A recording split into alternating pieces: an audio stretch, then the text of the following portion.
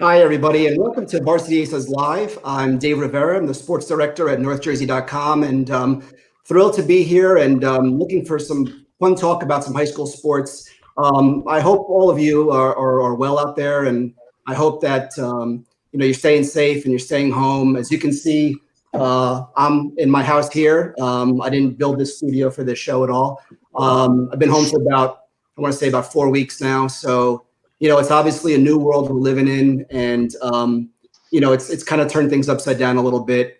It's taken away a lot of the things that we love to do every day, things we took for granted, probably, our jobs, going to the grocery store, and going to school, quite frankly, for our kids.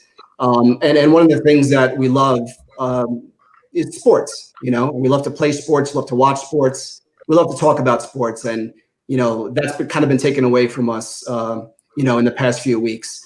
So what I like to do is I like to bring out our panel here. These are the Varsity Aces, NorthJersey.com. We've got Darren Cooper, we've got Greg Tartaglia, and we've got Paul Schwartz. And these are the guys that you read every day on NorthJersey.com and in the Bergen Record and on Varsity Aces Twitter. So guys, thanks. It's great to see you. Let's talk a little bit about sports, something that we haven't been able to do over the past few weeks because we've talked about, obviously, so many really serious things. But and before we talk, I just want to say that, we're live here on Facebook, and I thank you all for watching. And if you have any questions, please fire away. Zach Miller is backstage, and he'll read a couple of questions if you have them, and we'll comment on them, and we'll go from there. So let's talk about what everybody wants to talk about, Darren. Tiger King, right? Talk about Tiger King, right? Yeah, well, of course. Errol Baskin, right? Absolutely, of course, yeah. I thought the Tiger King was Coach O. How upset are they all in Louisiana that they don't get to do a Tiger King headline because everything happens after LSU wins it all? But thank you for the reference, Greg. That is true. Darren, the spring season, it's what's on everybody's mind. Listen, we haven't had school for a couple of weeks. Do you think there's going to be any type of spring season? I know you're tight with some of the executives at the NJCIAA. You were there today. Today's April 1st, and today would have been a big opening day for a lot of sports. What is your take on the spring season? Do you think we could even have some kind of season? I think that it's an unprecedented situation. The coaches I've talked to more and more, they don't think we're going to have a spring. Deep down, like they want a spring. They're willing to move heaven and high water to try to have a spring. But, the numbers just don't look good. And they did talk about it at the NJSA meeting today, that there is a certain drop dead, for lack of a better term, a drop dead date, maybe May 10th or so, that if we're not back in school by then what kind of season could we have? Are there some options out there? I guess so, but every option seems to lead to more problems. It's Paul here. Darren, I agree with you. I have not thought there was going to be a spring for some time. I'm down in South Carolina, and we were supposed to come up April 11th for a spring, for Penn relays, for the rest of the spring track season and everything else. And we're here until at least the middle of May, and I can't even conceive of us coming back any sooner than that. The worst part of this is for the seniors. I mean, it's not great for any class, but for the seniors, fortunately, the track kids have had an indoor season for the most part, but the seniors, we're not going to get to see all these great athletes perform for the high schools one more time, I'm afraid. Totally. You've got to be tough for them. And all these kids were really gearing up for the season, really, when this happened, right? I mean, a lot of practices were going on. They were getting ready for the season. So it really is a shame in that regard. If they were to have any type of season, what could that possibly even look like? Even if it's, I don't know, you guys tell me, a few games here and there, a tournament here and there. Greg, what do you think? Well, if you want to do tournaments, especially, I know the Bergen County baseball tournament, big thing. People talk about it, and it's prestigious because you have to qualify and 650 winning percentage and all that to get in. the other thing is when you do that in a normal season, you have to play a minimum number of games. So if we were able to restart, you would need at least 2 weeks of games, number one, to qualify for a tournament like Bergen County.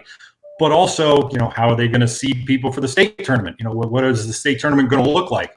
We were just kind of joking before. People like the olden days. There was only 16 teams in the Bergen County tournament.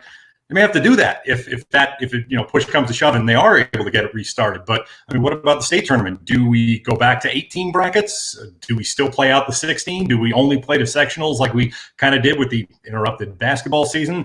So yeah, there are a lot of. We could have a season if you just want to have only a regular season, no tournaments, no state tournament. I suppose they could pull that off. But like Darren was saying, when you pull in states and counties and all the traditional things that people like to do, it's gonna cause some problems. What would happen, Greg?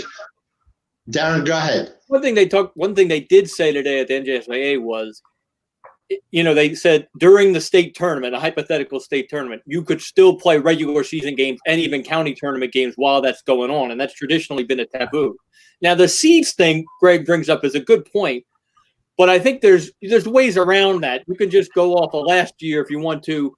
You could just go off of last year's result. You could use last year's seeds, but it does. I just don't think we're going to have enough time. I just don't think we'll have enough time. I have a revolutionary idea for the ball sports, and go to double elimination tournaments. Everybody's in. Your regular season is your tournament. That's a nice. You don't worry about seeds. You go double elim. You pick them out of a hat, and you play until you have a champion. And those round robin, even round robin, you could do pool play like. It's harder to do pools because there's 50 teams in Bergen County. There's 18 teams in Passaic County. But I would say a double elimination tournament, and then after you get knocked out, you play regular season games against other teams that got knocked out, and you have some sort of a season. So, guys, we do have a question that come in on Facebook, and I'll bring in Zach Miller, who's monitoring all the comments and questions. Zach, what are people asking? Hey, guys. We've got a couple of questions about how this all affects seniors. And these are things that we've talked about behind the scenes too. The first question is, how does not having a spring season impact seniors who have, potential recruiting that we're hoping to use this season as a way to get a better offer? And another question was, why can't they play into the summer? Well, let's take one at a time. Darren, why don't you take the first one? I wanted to take the second one. I'll take the first one. First one is a shame. It's a shame. Yeah. Right. And beyond that, I think it affects juniors perhaps more than seniors, because most seniors are set by now. Yes, they might be able to get a little bit more scholarship money from Division I if they had a really good senior season, but seniors are basically know where they're going to college. It's the juniors in baseball and track and field and tennis and golf. This is the time that they get noticed so that the schools can recruit them for next year. And that's an issue. But it's also going to put more pressure on the college coaches to do a little more work now. They're going to have to call up the high school coaches, and maybe it brings the high school coaches back into the recruiting process that they've been taken out of by a lot of these camps and showcases and other things over the years. Right. Now, they are playing into the summer. Greg, how many previews have we done, and how many teams are like senior dominated? Like 6 of the starting 9 might be baseball. 6 of the starting 9 might be seniors. And if we wanted to play in past graduation, those seniors aren't necessarily beholden to play anymore. So that then they don't have a team anymore. It gets real murky with that situation playing into the summer. And it does get is something we've experienced kind of in miniature in the past, because some of the non-public schools graduate so early, and yet especially softball, if you're playing down at a tournament of champions, it could be 2 weeks after they graduate. But the thing that was kind of struck me when I was doing all the baseball stuff this preseason was how many freshmen and sophomores are, the kids that are coming back and going to be really good. Yes, there are going to be still plenty of seniors. It seems like all the top teams, Ridgewood and everybody graduated a bunch last year, but you know what? Good programs can restock. And this was I think this is the type of year where there were a lot of those seniors waiting in the wing. We didn't have a lot of the, juniors who played last year and they're coming back and they're looking forward. This was kind of guys waiting in the wing, or girls. And, those are the ones that, especially, me and I'm sure everyone else does, we really feel for. Like, this was kind of their turn, and now what? Yeah, it did come up at the NJSAA today. The attorney, Steve Goodell, made the point, according to New Jersey, the school year ends June 30th. So any games or anything after the fact, the high schools are going to have to be responsible for. And Paul, you and I were talking about this before we went on. This brings up insurance questions and what happens if somebody gets hurt playing a game in July. What kind of college will be thrilled to hear that, you got hurt playing high school in July? So but and I agree, and clearly insurance is an important factor. But before I directly answer that, I want to get to a point where Greg made. I think if a season could get started before kids or graduate, those kids aren't going to walk away on their teammates. You may get a few that have family plans or whatever, and those are going to be different this year too. But if you can get the season started, the seniors won't run away. You'll still have a team.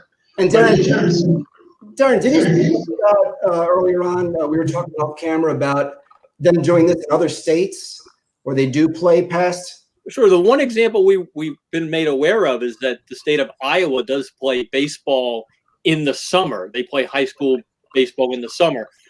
We're all pretty experienced, but none of us know the background behind that. Our only guess is it's got to be something to do with the society there, the agrarian society, or even the wrestling season, that makes them start so late.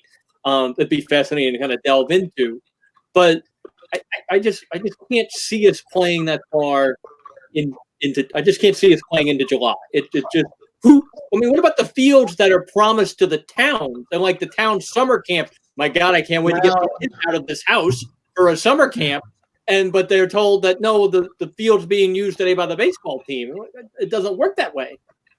Well, I don't think you'd find that big a problem, Darren. I think this year is going to be obviously unprecedented. What I think the biggest problem when all is said and done, because the state can change, they can put a waiver and say that the state year doesn't end June 30th. The coaches, for the most part, if not all of them, are getting paid for the spring, essentially not to do nothing, but not to do their traditional work. So I think you should get them to work into the summer.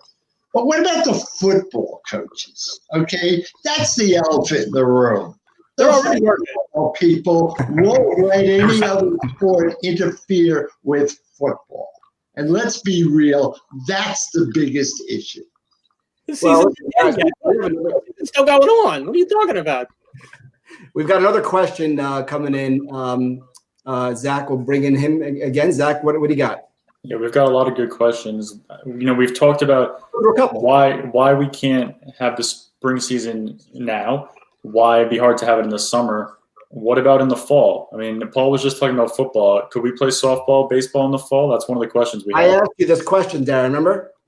You did. And we talked about how the whole high school sports calendar in New Jersey is due for an update.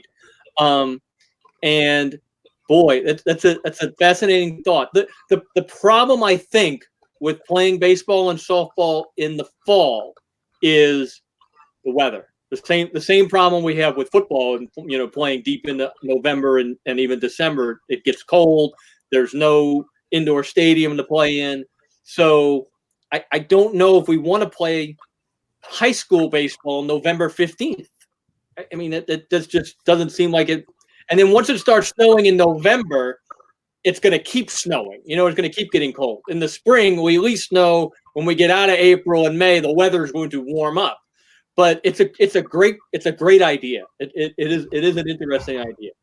Well, for some sports, yes. I mean, for years, we've had golf in the spring, and I think I've heard some other states might have it in the fall. Tennis, you have the boys in the spring and the girls in the fall, and that whole thing could work. But baseball especially, yeah, because I was hearing all the talk about the major leagues too. Oh, do we want to play into December? You don't want to play into December, especially in the northern teams. You're not going to get fans out to those games. And it just, there are certain certain sports, yes, it will make sense to maybe move them to the fall or move them around. But, softball, baseball, these are spring/summer predominantly sports. And they do play into the fall, for championships in the World Series and things, but not often past that. See, what happens when it's cold, because we run into this in the spring sometimes, is for softball, the girls can't grip the ball. It's too cold. The ball, and then it becomes dangerous. I can't control the ball. Now Riley White's throwing her riser at 66 miles an hour, and it hits a girl in the head. It's like, that's not good. So and the baseball's not any more forgiving either. Correct. Great point. Yes. So that's the fear. That's the one drawback about playing in the spring for us. So playing in the fall, then that's the same problem. Somebody just build an indoor. If it only we had an indoor sports arena somewhere in Bergen County that was sitting there vacant. They do soccer. They've talked about that for years. Yeah. Not going to happen. No. Always talk. That's it. Well, and obviously, we talked about the seniors earlier. I know Darren and Paul, you had asked a couple of our senior athletes to write an essay for NorthJersey.com, and they did, and it was really telling. Really came across how they were feeling about what was going on, the emotions. Maybe Darren and Paul, you can kind of share a little bit of that. And thank you for getting these athletes to volunteer to write for us. I thought that was great. A great idea. Pat Pastelacqua, Voltapan, a little bit different than Darren's. Pat had a winter track season. That's an advantage that many track and field athletes have, that they have both a winter season and a spring season. And Pat had a great winter season, and most of the kids who competed in the winter had a chance to compete. Now, there were several more prominent athletes who got hurt, were not able to compete during the winter, and we're looking even more happy about the spring. And of course, they're probably not going to get that chance. Darren? What about Riley? I thought it was real touching what I just mentioned her IHA pitcher Riley White wrote. I thought it was real touching how she talked about going running every day, just trying to stay active. And also, I think my favorite part of her essay was kind of like, for all of us, 2-3 weeks ago, kind of the realization that, oh my goodness, this is really serious. We're not going to have school. I'm not going to Florida for spring break, spring training. And we got to go home. We got to go home. So I think that realization really started sinking in on everyone, middle of March, that this was an unprecedented situation. We were all going to be locked up for a while. I'm not going to be able to be outside playing with my teammates. My story today about the passing the ball all together. And we need to do that here. I mean, we got all these windows right now. Somebody give me a ball. I could throw a ball to Greg. It's just a real touching show of like these girls' spirit, being refused to be put out. So, everybody's kind of going through this in their own way. And I feel for the seniors, and we hope, but as we were saying before, it doesn't look real good right now. Let's switch gears for a second, guys, and let's talk about a project that I think we're all really excited about. We launched it this week, and what we're doing is we have 2 March Madness style brackets, and we're asking our readers to vote for the greatest athlete of all time in North Jersey. A women's bracket and a men's bracket, 64 female athletes in one bracket, 64 male athletes in the other bracket. It was a lot of hard work to put this together. Darren and you guys, thank you so much for working on that. It's something that's going to be fun, controversial, everything. But what we're going to do is we're going to have some voting that's going to last for a few weeks. We're going to go round for round in each region. We kicked it off this week with the women's regions. And so I think it's going to be a lot of fun. Why don't you guys talk a little bit about this, the process, the controversy, and maybe some of the names that you're excited to see in these brackets. Oh, I see there's an upset. Jenna Rogers of Rutherford has beaten Ayanna Whitney in the record breakers division, the 11th seed. So we have our first bracket buster. So Jenna Rogers of Rutherford with an upset. Well, that for me, that'll get on my case about Jenna should have been on the all decade volleyball team, but maybe I'll put her next decade.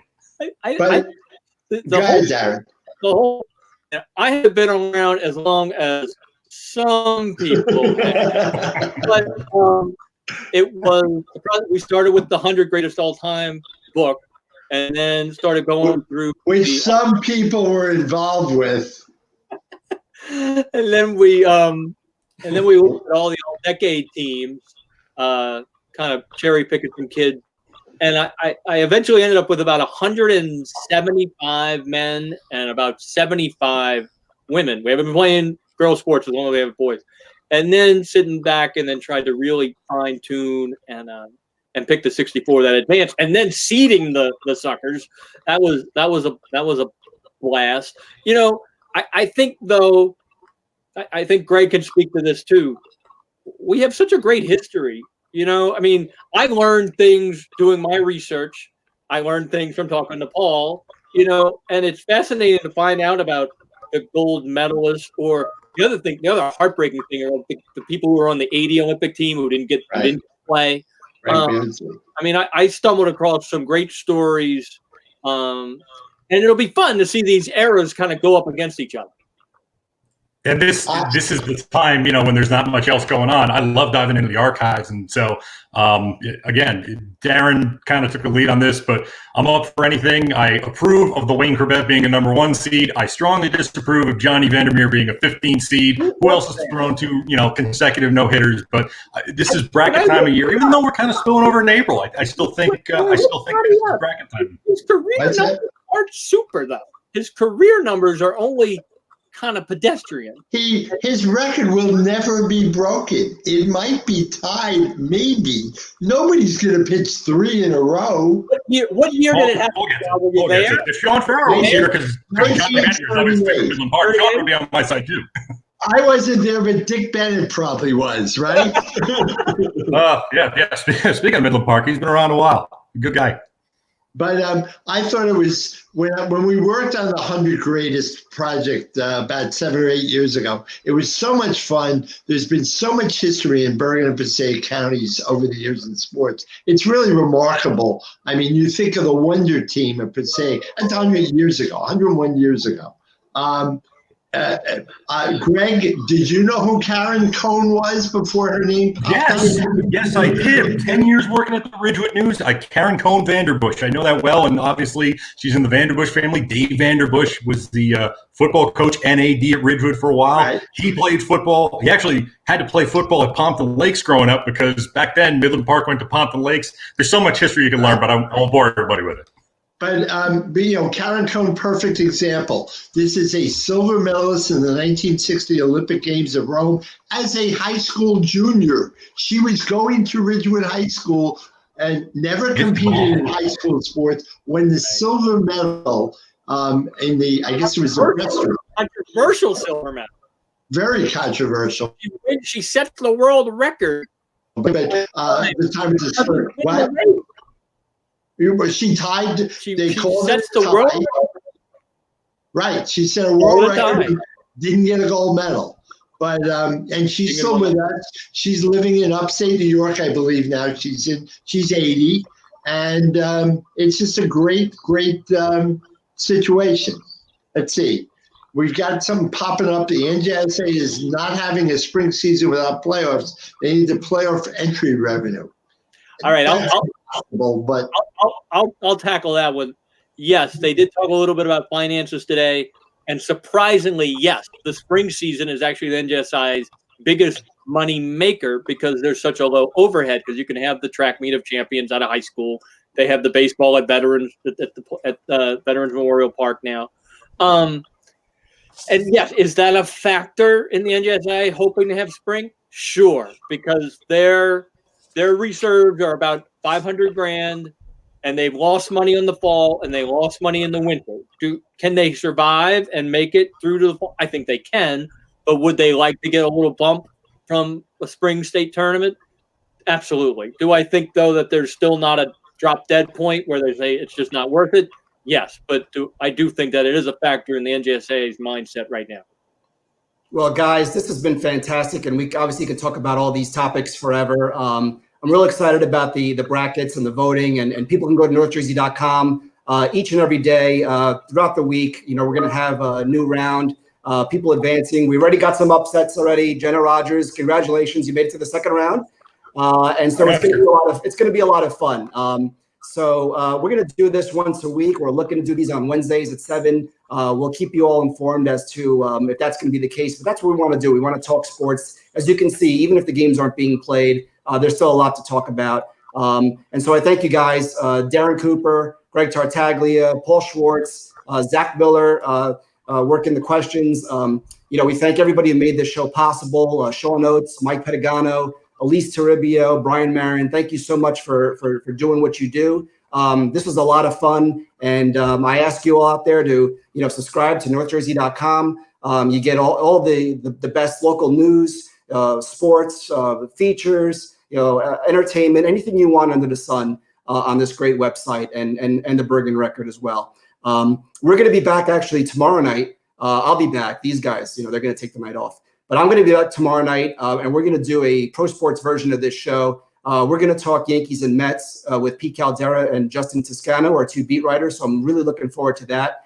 And so we'll see you then. So tomorrow night, 7 o'clock, come back to NorthJersey.com, Facebook, and we're going to do a live and talk Yankees and Mets. And we're going to bring these guys back next week and talk some more high school sports. So once again, for everybody, thank you so much. I'm Sports Director Dave Rivera, and we'll see you again soon.